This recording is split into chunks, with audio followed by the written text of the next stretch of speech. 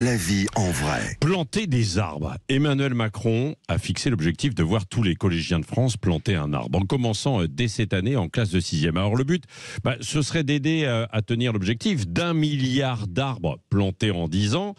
Mais dans la réalité, est-ce que c'est aussi simple que ça? Nous sommes avec Pierre-François Dumont-Saint-Priest, qui est cofondateur de Ecotrip. C'est une start-up française qui revendique justement plus d'1 million d'arbres plantés. Bonjour. Bonjour à tous. Quand on a entendu Emmanuel Macron dire oui, il faut que chaque élève plante un arbre, on se dit oui, d'accord. Mais où planter des arbres et comment? Ce n'est pas aussi simple que ça en fait. Hein. Oui, vous avez raison. Effectivement, derrière ce terme dont on entend souvent parler, le sujet est de savoir précisément ce qu'on entend. Ouais. Dans les faits, s'il s'agit de sensibiliser, de rappeler aux collégiens, en l'occurrence, à quel point on dépend de la forêt et de la biodiversité en leur permettant d'aller sur le terrain avec des experts, des gestionnaires forestiers, pour leur dire à quel point on dépend de nos écosystèmes et les écosystèmes dépendent de nous, à quel point ils sont fragiles et ils méritent d'être protégés, à quel point aussi on doit probablement aligner aussi nos modes de vie à ce que notre planète peut soutenir, avec la temporalité de la forêt, etc. À ce moment-là, oui, si derrière tout ça, en fait, derrière l'idée de planter un arbre, il y a l'idée de reconnecter l'homme à la nature, c'est effectivement une bonne chose. Oui, c'est ça. Mais est-ce que vous avez compris, Pierre-François Dumont-Saint-Priest, où ces adolescents pourraient planter les arbres?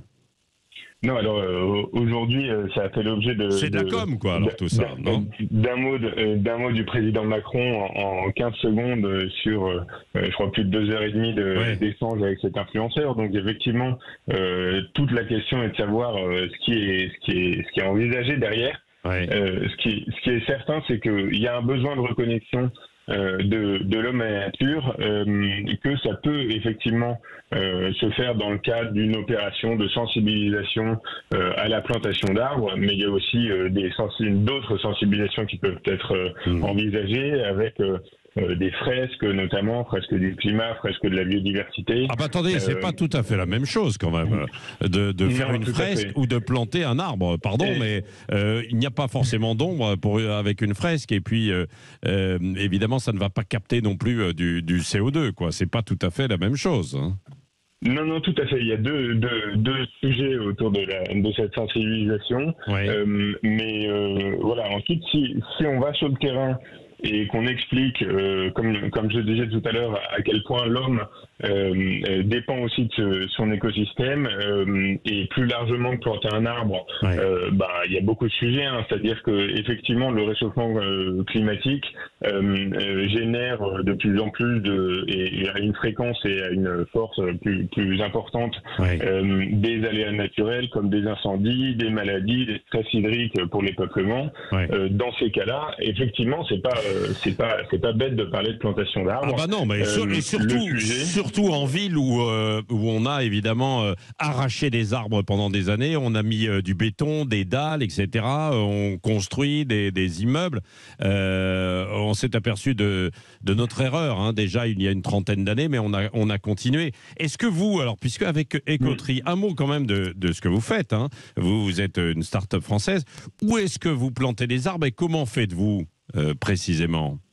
Oui, alors nous, justement, l'idée c'est de permettre à chacun, des particuliers, des entreprises, on accompagne aussi des classes aussi en forêt, et on va de la sensibilisation à la contribution, en passant évidemment par l'évitement et la réduction des émissions de gaz à effet de serre. Et au-delà de la plantation des arbres, on va leur proposer de restaurer des écosystèmes naturels entiers, de valoriser les multifonctionnalités et de les gérer sur le long terme, ces écosystèmes, puisque effectivement, sans gestion, replanter ne sert à rien. Oui, bien sûr, il faut poursuivre parce que vous pouvez planter, puis derrière, parfois ça s'entretient en fait un arbre aussi, bien sûr, et notamment dans les premières années. Hein. Oui, vous avez tout à fait raison. Il y a beaucoup il y a un investissement conséquent au moment de la préparation des sols et de la plantation, mais il y a un investissement encore plus important sur le long terme, dans les premières années, dans des opérations de dégagement qui permettent de sortir les plants forestiers de la végétation qui pousse plus vite, les fougères et autres, donc de leur permettre de croître.